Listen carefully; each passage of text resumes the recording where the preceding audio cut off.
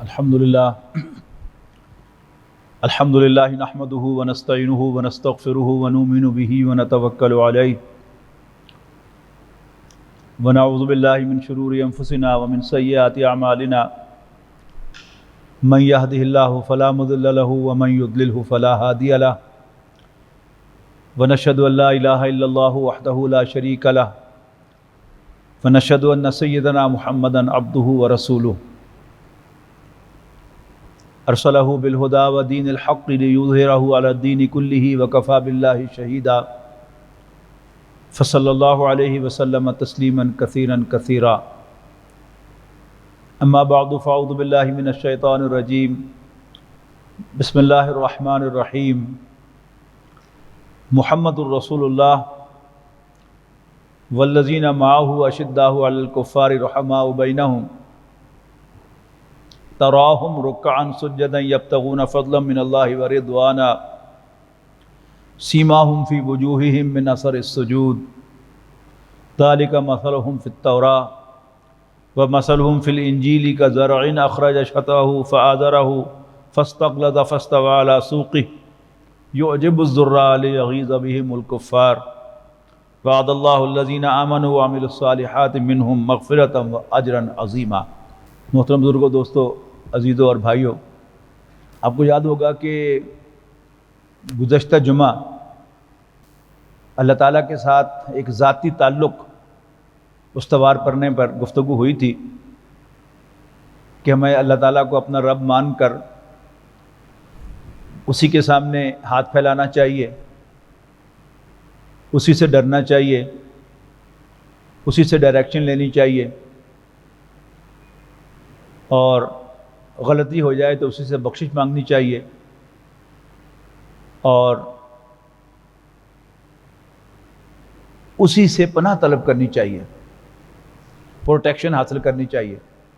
آج رمضان المبارک کا، اس سال کا جو رمضان المبارک ہے، اس کا آخری جمعہ ہے، اور پھر کبھی اللہ نے توفیق دی تو ہمیں نصیب ہوگا رمضان، اور جمعۃ الوداع بھی نصیب ہوگا۔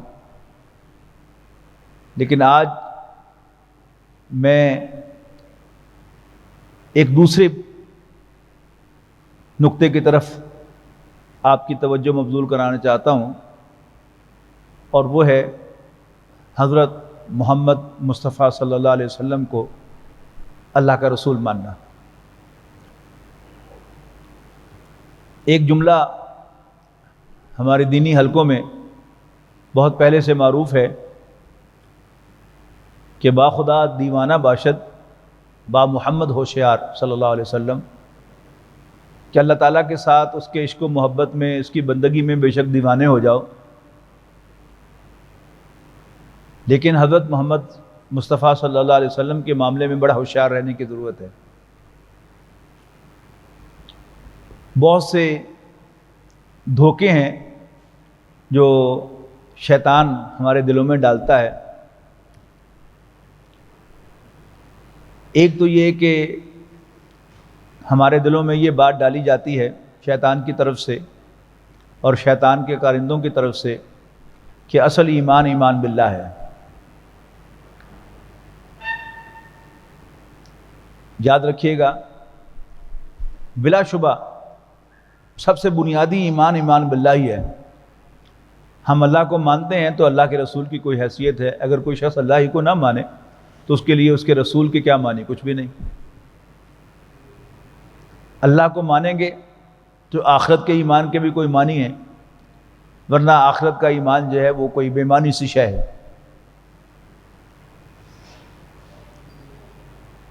یاد رکھیے گا، ایمان جس چیز کا نام ہے وہ حضرت محمد مصطفیٰ صلی اللہ علیہ وسلم کو واضح الفاظ میں اللہ کا رسول ماننے کا نام ہے۔ میں نماز کے لیے نکل رہا تھا وضو کر کے، تو میری بیوی میرے نواسے کو، اپنے نواسے کو جو پریپ میں پڑھتا تھا، دینیات کے وائوے کی تیاری کرا رہی تھی۔ پریپ میں ظاہر ہے ریٹن امتحان تو نہیں ہوتا، وہ زبانی امتحان ہوتا ہے، تو سوال تھا ہمارا عقیدہ کیا ہے، اور جواب میری بیوی پڑھ کے سنا رہی تھی اللہ کو ایک ماننا۔ تو میرے کان کھڑے ہوئے کہ نبی اکرم صلی اللہ علیہ وسلم کہاں گئے؟ اللہ کو ایک ماننا یعنی جو بھی اللہ کو ایک ماننے وہ مسلمان ہے ہو۔ کوئی شخص جتنا مرضی اللہ کو ایک مانتا ہو، اللہ تعالیٰ پر بھروسہ کرتا ہو، اللہ تعالیٰ سے محبت کرتا ہو، شرک بالکل نہ کرتا ہو، وہ دائرہ اسلام میں داخل نہیں ہوتا جب تک واضح الفاظ میں حضرت محمد مصطفیٰ صلی اللہ علیہ وسلم کو اللہ کا رسول نہ مانے اور آپ کی لائی ہوئی ہر بات کو حرف آخر نہ مانے، یعنی آپ کی ختم نبوت کو بھی نہ مانے، دائرہ اسلام میں داخل نہیں ہوتا۔ کہنے کو یہ بڑی سادہ سی بات معلوم ہوتی ہے، لیکن یہ ایک بڑی گہری سازش ہے۔ آپ جوئش ویب سائٹ کھولیں اور وہاں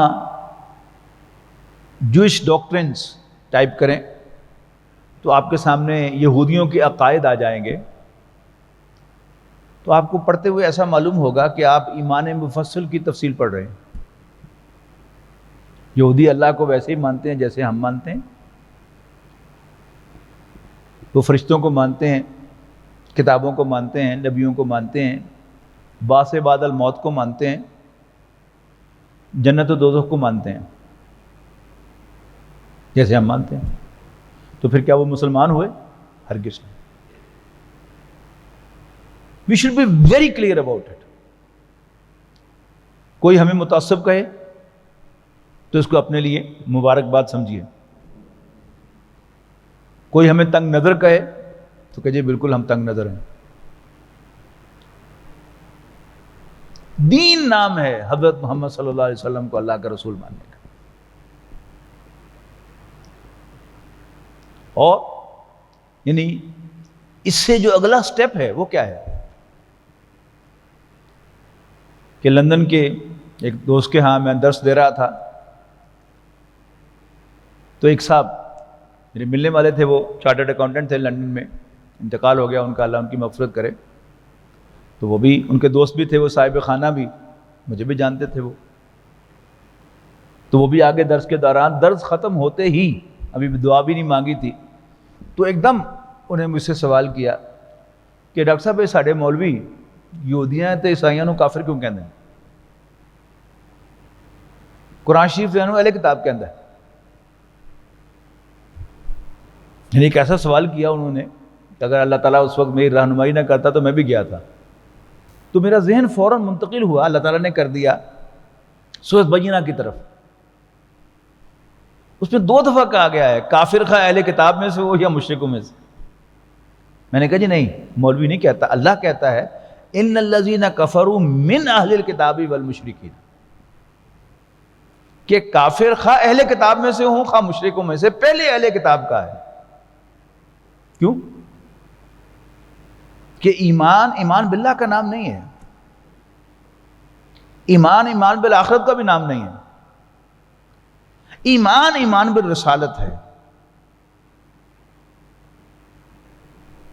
اسی طرح جب ہندوستان میں ہمارے بڑے، ہم ہندوستان کے رہنے والے، میں آپ سوائے ہم میں سے اگر کوئی کرشی یا ہاشمی ہے جو عرب سے مائیگریٹ ہو کے آیا ہے، ورنہ ہم جو یہاں کے رہنے والے ہیں، راجپوت ہوں، رائی ہوں، جاٹ ہوں، ڈوگر ہوں، کون ہیں ہم ہندوؤں کی اولاد ہیں، سکھوں کی اولاد ہیں۔ بقول علامہ اقبال کافر ہندی ہوں میں، دیکھ میرا ذوق و شوق، لب پر سلام و درود، دل میں سلام و درود۔ تو ہندو بڑوں کو تشویش ہوئی کہ کہیں ایسا نہ ہو کہ ہمارا مذہب بھی ختم ہو جائے، تو وہ سارے سر جوڑ کر بیٹھے کہ وجہ کیا ہے، کیوں لوگ ہمارے مذہب کو چھوڑ رہے ہیں۔ تو ان کی سمجھ میں آیا کہ یہ جو اصل میں اپنے ہاتھ سے ہم بت بنا کر انہی کے سامنے ہاتھ جوڑتے ہیں، ان کی پوجا کرتے ہیں، شاید یہ ایک احمقانہ حرکت جو ہے ہماری، اس کی وجہ سے لوگ ہم سے متنفر ہو رہے ہیں۔ تو پھر ہندوؤں نے اپنا ایک توحیدی ورژن نکالا، اور وہ سکھ مذہب ہے، یاد رکھیے۔ بابا گرو نانک جو سکھوں کا بڑا ہے، وہ موحد تھا، وہ میاں میر صاحب کے پاس آتا جاتا تھا، اور میں نے خود تو نہیں گرنتھ پڑھی، لیکن ایک صاحب نے بتایا کہ اس کا جو پہلا سبق ہے وہ تو سمجھیے کہ وہ سورۃ اخلاص کا پنجابی ترجمہ ہے، کہ اللہ ایک ہے، نہ اس کا کوئی پتر ہے، نہ اس کا تی ہے کوئی، نہ وہ کسی کا باپ ہے، نہ بیٹا ہے۔ تو پھر کیا، چونکہ وہ موحد ہیں تو وہ مسلمان ہو گئے؟ ہرگز نہیں۔ تو نہ اللہ کو ماننے سے کوئی شخص دائرہ اسلام میں داخل ہوتا ہے، نہ آخرت کو ماننے سے، نہ فرشتوں کو، نہ کتابوں کو، نہ تقدیر کو، نہ بعث بعد الموت کو۔ ایمان کی شرط حضرت محمد مصطفیٰ صلی اللہ علیہ وسلم کو اللہ کا رسول ماننا ہے۔ وہ پریپ کی کتاب تو کتاب رہ گئی۔ اگر میں ناظرین آپ سے سوال کروں کہ اسلام کو ایک لفظ میں بیان کریں، تو مجھے یقین ہے کہ آپ میں سے 95% لوگ جو ہیں وہ کہیں گے کہ اسلام دین توحید ہے۔ یہی سنا ہے نا ہم نے، ایک لفظ میں بیان، تو قیامت آئی ہوئی ہے کہ ایک لفظ میں بیان کرنا ہے؟ یہ سب شرارتیں ہیں کہ کسی طریقے سے رسول اللہ صلی اللہ علیہ وسلم جو ہیں وہ ہمارے دلوں میں سے نکل جائیں۔ یہ میں تو کہتا ہوں کہ یہ بڑی بڑی سازشیں جو ہیں سن 2003 میں گلے کاٹنے کے واقعات ہوئے، اور ٹرینڈ اینکرز نے، میں زور دے کر ٹرینڈ کہہ رہا ہوں، اینکرشپ میں پی ایچ ڈی بھی ہوتی ہے، اور کیا پڑھایا جاتا ہے انہیں؟ تو ہمارے ایک دوست تھے، جب میں نیا بی ٹی ایس کر کے میں نے پریکٹس شروع کی ڈی گراؤنڈ میں، تو کچھ نوجوان ایم بی بی ایس کے اسٹوڈنٹ جو تھے پنجاب میڈیکل کالج کے، وہ شام کو میرے پاس آ کے بیٹھتے تھے۔ میں نے ان کو عربی بھی پڑھانے کی کوشش کی۔ تو انہیں میں سے ایک نوجوان کہ کئی سال کے بعد مجھے ڈینٹل کالج لاہور میں ملے، تو میں نے ان سے پوچھا کہ ہاں بھائی ہاؤس جاب مکمل ہو گیا، کہاں ہو آج کل؟ انہوں نے کہا سمی صاحب میں تو میڈیسن چھڑتی ہوئی ہے، میں سی ایس ایس سلیکٹ ہو گیا تھا ڈی ایم جی گروپ دے وچ، تو میں آج کل سول سروس اکیڈمی 2 سال کی ٹریننگ لے رہے ہیں۔ تو میں نے اس کے حیران ہو کے پوچھا، میں کہ یار یہ 2 سال کی ٹریننگ میں کیا آپ کرتے ہیں؟ یعنی جو مختلف محکموں میں چلے جاتے ہیں ان کی ٹریننگ تو ہوئی، یہ ساروں کو جو 2 سال کی سول سروس اکیڈمی میں ٹریننگ ہے، اس میں ایک خاص بات کیا ہوتی ہے؟ 2 سال بہت ورثہ ہے۔ تو مجھے کہنے لگے سمجھ صاحب بہت کچھ دسیا انہوں نے سانو، بہت کچھ دسنے سانو۔ مثلا کل ہی انہوں نے پڑھایا کہ جڑا کام نہ کرنا ہو تو کمیٹی بنا دیا کرو۔ یہ کیا ہے؟ یہ چالیں۔ ٹرینڈ اینکر میں عرض کر رہا تھا کہ ٹرینڈ کس بات کے ہیں، اس کی ٹریننگ کیا ہے کہ جن مہمانوں کو بلانا ہے مذاکروں میں، ان کے منہ سے اپنی بات نکلوانی ہے، یہ ٹریننگ ہے ان کی۔ تو گلے کاٹنے کے واقعات سوات میں کثیر تعداد میں، پتہ نہیں ہوئے کہ نہیں ہوئے، لیکن بہرحال رپورٹ ہوئے ٹی وی پر، اخبارات میں۔ اور پھر ہر واک آف لائف کے آدمی بلا کر اس کی زبان سے یہ نکلوایا، مولوی کو بھی بلا کر، عالم دین کو بھی بلا کر اس کی زبان سے بھی یہ کہلوایا کہ اس کا دین کے ساتھ کوئی تعلق نہیں۔ گلا کاٹنا جو ہے یہ سفاکی ہے، درندگی ہے، اس کا اسلام سے کوئی تعلق نہیں۔ میرا ذہن منتقل ہوا کہ کیا شرارت تھی، اس لیے کہ ہم سارے جو ہیں وہ دودھ پینے والے مجنو ہیں، رسول اللہ صلی اللہ علیہ وسلم کا نام لیتے ہیں، لیکن سیرت النبی کو پڑھنے کی توفیق ہمیں کمی ہوتی ہے۔ ہم جب اپنا جائزہ لے لیں، گریبان میں جھانک لیں کہ ہم میں سے کتنے لوگ ہیں جنہوں نے رسول اللہ صلی اللہ علیہ وسلم کو اتنی اہمیت دی ہے کہ زندگی میں کوئی ایک کتاب سیرت النبی پر انہیں پوری پڑھی ہو۔ لہذا ہمیں پتہ ہی نہیں سیرت النبی کا۔ اور ہمارے جو بھائی امریکہ میں رہتے ہیں مسلمان، آپ کے ملنے والے عزیز و اقارب دوست ان سے پوچھ کے دیکھیے کہ آپ کے ہاں کبھی FBI تو نہیں آئی؟ وہ کہیں گے ہاں یہ 2 دفعہ آئی ہے۔ میاں صاحب بیٹھے ہیں، ان سے پوچھ لیں کیوں جی آئی ہے آپ کی؟ باقاعدہ اپوائنٹمنٹ لے کے آتے تھے، اپوائنٹمنٹ لے کے آتے ہیں، فون کر کے اپوائنٹمنٹ لے کے 1.5-2 گھنٹے گزارتے ہیں، گپ شپ لگاتے ہیں آپ سے۔ اچھا آپ کا تعلق پاکستان سے ہے؟ کس علاقے سے ہے پاکستان کے؟ اچھا سرحد سے تعلق ہے، اچھا آپ کا KP سے۔ یہ سید مودودی کے بارے میں آپ کی کیا رائے ہے؟ اب مسلمان ہے، خاص طور پر امریکہ میں رہنے والا، پاکستان میں رہنے والا تو تعصب کا شکار ہے، بہت سے مسلمان ان کو اون کرتے ہیں، بہت سے ڈس اون کرتے ہیں، لیکن امریکہ میں رہنے والے ان جنرل سارے مسلمان جو ہیں وہ مولانا مودودی مرحوم کو، ڈاکٹر اسرار احمد صاحب مرحوم کو، سید البنا مرحوم کو، سید قطب شہید کو اون کرتے ہیں۔ تو خواہ ان کی بیسمنٹ جو ہے وہ مولانا مودودی کی ساری کتابوں سے بھری پڑی ہو، اور وہ ان کے سامنے مکر جائیں کہ ہاں وہ مودودی، تو ٹھیک ہے، ایک غیر اخلاقی حرکت ہے، لیکن ایمان نہیں گیا، کیونکہ میں آپ کے سامنے بیٹھا ہوں، میں نے یہ سب کچھ ڈاکٹر اسرار احمد صاحب سے سیکھا ہے، اللہ تعالیٰ ان کو غریق کرامت کرے، اجر دے اس کا، لیکن میں نے ان کو نبی تو نہیں مانا۔ اخلاق کا تقاضا کیا ہے کہ میں انہیں اون کروں،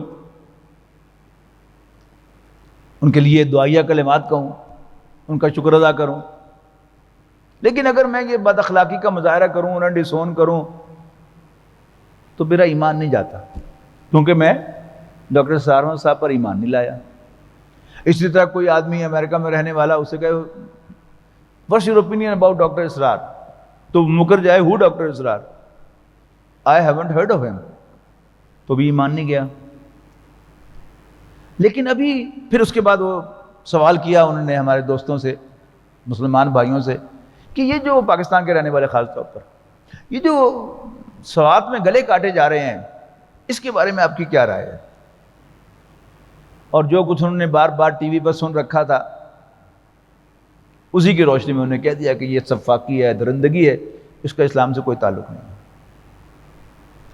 تو ایک دفعہ تو وہ چلے گئے، یعنی آپ کو ٹوٹا کے چلے گئے، ابھی ان کے مطابق خیال میں مناسب وقت نہیں آیا،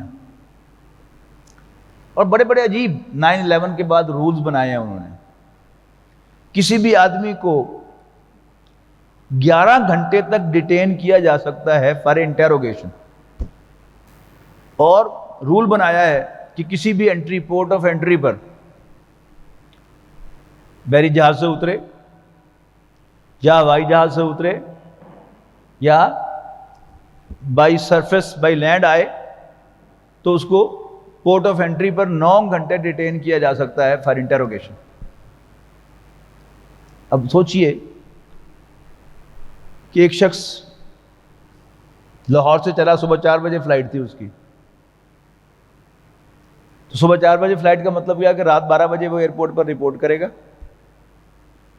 رات ساری سو نہیں سکے گا، پھر سفر کی بے آرامی ہے، اور تقریباً وہ 2-2:30 بجے نیو یارک پہنچے گا، اس لیے کہ 9 گھنٹے وہ گین کر لیتا ہے، سورج کے ساتھ ساتھ ہوائی جہاز چلتا رہتا ہے۔ ویسے سفر 18 گھنٹے کا، 16 گھنٹے کا، لیکن گھڑیوں کو دیکھیں گے تو وہ 12 گھنٹے سے بھی کم میں 10 گھنٹے میں وہاں پہنچ گیا، تھکا ہوا ہے، اور اس کو 9 گھنٹے وہاں ڈیٹین کر کے بیٹھ جائیں انٹیروگیشن کے لیے، اس سے الٹے سیدھے سوال پوچھیں گے تو بیچارہ الٹا سیدھے جواب دے گا نا۔ جب وہ سمجھیں گے کہ وقت آ گیا ہے، تو وہ پھر، یعنی یہ تو پاکستان والوں سے انہوں نے سوات پہ گلے کاٹنے کے واقعات پوچھے ہوں گے، مصر سے آئے ہوئے لوگوں سے کوئی اور انہوں نے ڈرامہ رچایا ہوا ہوگا مصر میں جس کے بارے میں پوچھتے ہوں گے، شام سے آئے ہوئے، انڈونیشیا سے، ملائیشیا سے آئے ہوئے، بڑی پلاننگ سے کام کرتے ہیں وہ، تو ابھی تو پوچھ کے چلے گئے، لیکن جب وہ سمجھیں گے کہ وقت آ گیا ہے، تو وقتاً فوقتاً فیلے چھوڑتے رہتے نا، حضور صلی اللہ علیہ وسلم کے کارٹون، حضور صلی اللہ علیہ وسلم کے خلاف کوئی شوشہ، کبھی ان کو ٹیررسٹ قرار دینا معاذ اللہ، کبھی کچھ. تو جب ان کے خیال میں مناسب وقت آئے گا تو پہلے ایسا ہی کوئی ڈرامہ اس کے بارے میں پوچھیں گے کہ گلے کاٹنے کیسے ہیں. تمہارا مسلمان بھائی جو اس نے سن رکھا ہے وہ کہے گا کہ یہ ظلم ہے، درندگی ہے، سفاکی ہے، اس کا اسلام سے کوئی تعلق نہیں ہے. تو فوراً اسے کہیں گے وہ جو مدینے میں 1450 سال پہلے محمد نے مسیکر کیا تھا صلی اللہ علیہ وسلم، اس کے بارے میں کیا رائے ہے؟ اور آپ جوئش ویب سائٹ میں تلاش کریں مسیکر آف مدینہ، ریڈ مارک ملے گا آپ کو. وہ تھا کیا کہ جو 3 قبیلے یہودیوں کے آباد تھے مدینہ منورہ میں، جن کے ساتھ معاہدہ ہوا تھا میثاق مدینہ، اس میں طے تھا کہ ہر قبیلہ انٹرنلی اٹونومس ہوگا، قبائل آپس کے معاملات ٹیبل پہ بیٹھ کے طے کریں گے، اور اگر وہ بائی نیگوسیشن کو مسئلہ حل نہ کر سکیں تو رسول اللہ صلی اللہ علیہ وسلم کا فیصلہ آخری ہوگا جو سب پر بائنڈنگ ہوگی. تو ان 3 قبیلوں میں سے بنو قریظہ سب سے آخر میں، انہوں نے کیا کیا کہ جب غزوہ احزاب ہوا اور قریش 10,000 کا لشکر لے کر سارے عرب کے قبائل کو اکٹھا کر کے لے کے آئے، 1 مہینے کا محاصرہ ہوا، اللہ تعالیٰ کی خاص مدد سے رات کو آندھی آئی اور میدان صاف ہو گیا. نبی اکرم صلی اللہ علیہ وسلم پر وحی آئی، جبرائیل آئے، اللہ کے رسول آپ نے ہتھیار اتار دیے. آپ کے رب نے تو ہتھیار نہیں اتارے. فوراً بنو قریظہ کی بستی پہنچی، اس لیے کہ بنو قریظہ نے قریش سے ساز باز کی تھی کہ تم آؤ ہم تمہاری مدد کریں گے. وہ بھی ثبوت آپ کو مل چکے تھے. اور بنو قریظہ کے ایک شخص، اس نے عورتوں کے کیمپ کے چکر لگائے. حضرت صفیہ رضی اللہ تعالیٰ عنہ رسول اللہ صلی اللہ علیہ وسلم کی پھوپھی، انہوں نے ایک لٹ اتار کر خیمے کی اس کے سر میں ماری اور بھیجا نکال دیا. تو نبی اکرم صلی اللہ علیہ وسلم نے جا کر ان کا محاصرہ کیا اور جلد ہی ان کے دل میں روب پڑ گیا، انہیں ہتھیار ڈال دیے. جو پہلے 2 قبیلے تھے بنو قینقاع اور بنو نذیر ذوات کے ساتھ، یہ دونوں بنو خزرج کے حلیف تھے، اور بنو خزرج ان کی مدد کو آئے، رسول اللہ صلی اللہ علیہ وسلم سے سفارش کی تو آپ نے انہیں جانے دیا کہ ٹھیک ہے، آلات جنگ کے علاوہ جو سامان لے جا سکتے ہو ساتھ لے جاؤ، لیکن مدینے میں نہیں ٹھہر سکتے.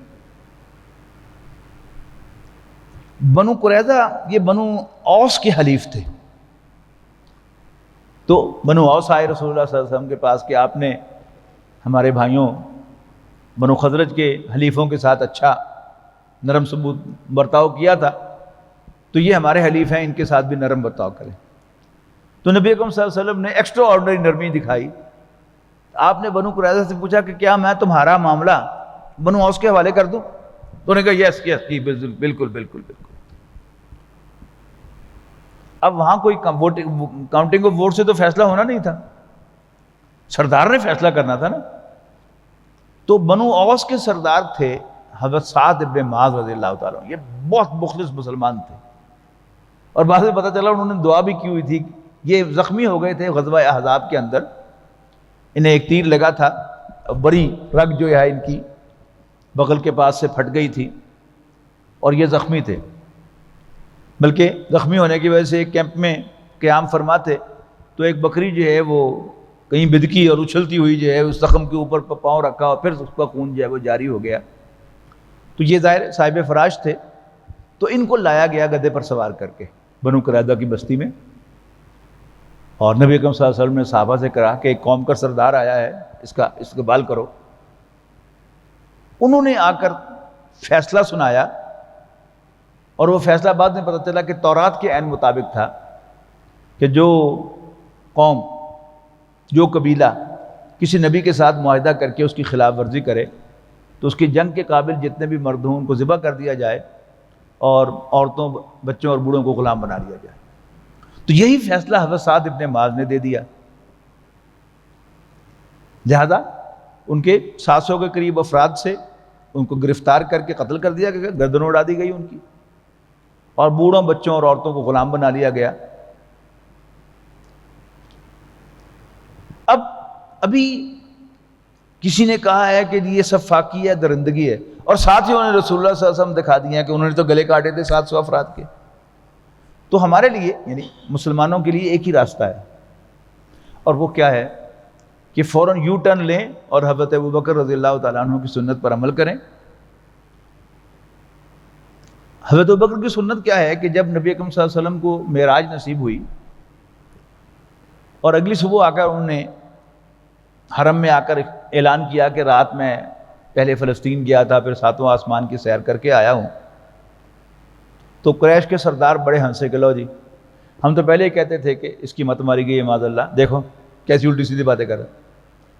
تو ابو جہل بھاگا بھاگا حضرت ابوبکر کے ہاں گیا اور کہا کہ بھائی یہ بتاؤ کہ اگر کوئی شخص یہ کہے کہ میں راتوں رات فلسطین گیا ہوں پھر 7واں آسمانوں سے ہو کر آیا ہوں تو مان لو گے؟ تو حضرت ابوبکر نے فرمایا کہ نہیں، یہ کیسے ہو سکتا ہے؟ تو ابو جہل بڑا خوش ہوا کہ میرا تیر نشانے پہ لگ گیا، تو اس نے کہا پھر تمہارا دوست تو کہہ رہا ہے۔ تو حضرت ابوبکر نے پوچھا کیا محمد نے کہا ہے یہ؟ اس نے کہا ہاں۔ تو حضرت ابوبکر رضی اللہ تعالیٰ نے فرمایا کہ پھر مجھے اس میں کوئی شک نہیں ہے، اس لیے کہ میں حضرت محمد صلی اللہ علیہ وسلم کو اللہ کا رسول مانتا ہوں۔ تو اگر ایسا موقع آ جائے تو فوراً ہم بھی یو ٹرن لیں اور صاف کہہ دیں کہ کیونکہ وہ کام حضرت محمد مصطفیٰ صلی اللہ علیہ وسلم نے کیا، ان کو میں اللہ کا رسول مانتا ہوں، لہذا میں ان کے ساتھ کھڑا ہوں، ٹھیک کیا تھا۔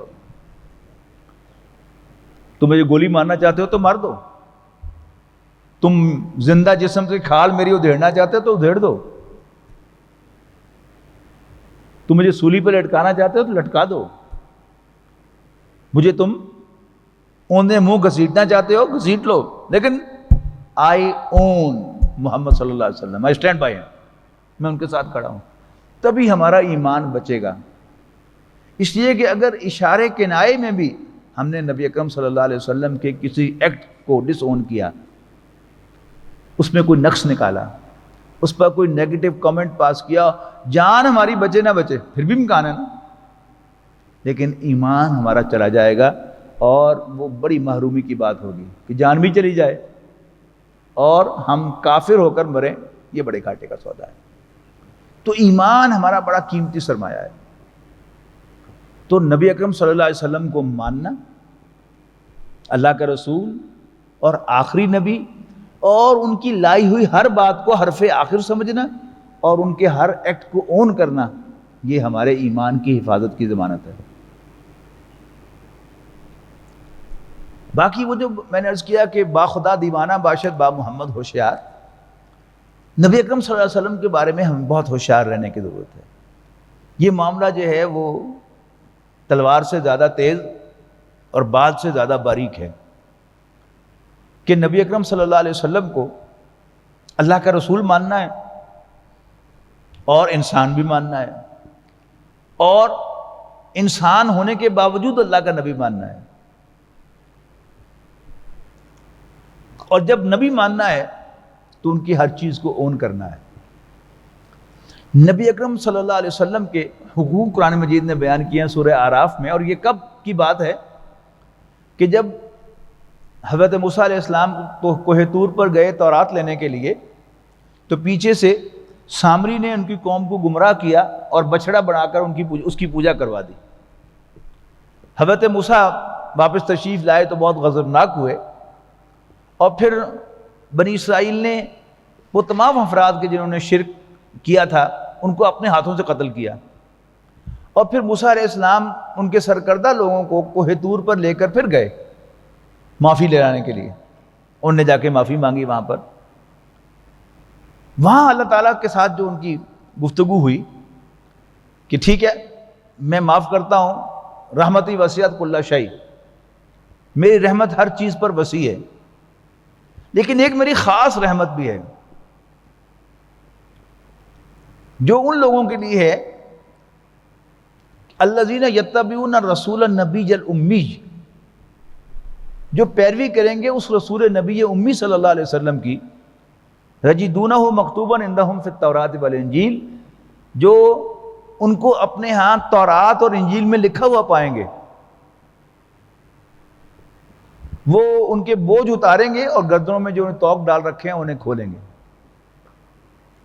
فالذین آمنوا بہ، تو وہ لوگ کہ جو ان پر ایمان لائیں گے، وعزروہ، اور ان کی تعظیم کریں گے، یعنی اللہ تعالیٰ کے، تو میں نے کہا تھا نا کہ آپ جو ہیں وہ اللہ تعالیٰ کے ساتھ ہنسیں بھی، کھیلیں بھی، معافیاں بھی مانگیں، سوری بھی کہیں، اور ذرا بڑا فرینک ہو جائیں، لیکن نبی اکرم صلی اللہ علیہ وسلم کے ساتھ کوئی ایسی فرینکنس والی بات نہیں ہم کر سکتے، اس لیے کہ ذرا سا ہم سورہ حجرات میں پڑھتے ہیں نا کہ لا ترفعوا اصواتکم فوق صوت النبی، اے ایمان والو تم اپنی آوازوں کو نبی صلی اللہ علیہ وسلم کی آواز پر بلند نہ کیا کرو، کجہر بعضکم لبعض، جیسے تم ایک دوسرے کے ساتھ اونچی آواز سے بول لیتے ہو، ان تحبط اعمالکم، کہیں ایسا نہ ہو کہ تمہارے سارے اعمال ضائع کر دیے جائیں۔ کیوں ضائع ہوں گے؟ دو قسم کے رشتے ہوتے ہیں نا، ایک رشتے وہ ہیں جو اللہ نے بنائے ہیں، ان کو کوئی توڑ نہیں سکتا۔ باپ بیٹے سے ناراض ہو جائے تو اسے کہے نکل جاؤ میرے گھر سے، تم میرے بیٹے نہیں۔ بھائی بھائی سے ناراض ہوئے گا، نکل جاؤ میرے گھر سے، تم میرے بھائی نہیں۔ لیکن وہ بھائی بھائی رہے گا، بیٹا بیٹا رہے گا، باپ باپ رہے گا، اس لیے کہ وہ رشتے اللہ نے بنائے ہیں۔ لیکن ایک رشتہ ہے جو ہم اپنی زبان سے بناتے ہیں، وہ کیا ہے کہ جب ہم دو گواہوں کی موجودگی میں کہتے ہیں کہ میں فلاں ابن فلاں بنت فلاں کو بیوی کے طور پر میں نے قبول کیا، تو وہ آپ کی بیوی بن جاتی ہے، اور اسی زبان کے ساتھ آپ کہہ دیتے ہیں کہ میں نے طلاق دی، تو وہ بیوی نہیں رہتی۔ ایمان کا رشتہ جو ہے یہ زبان کا رشتہ ہے۔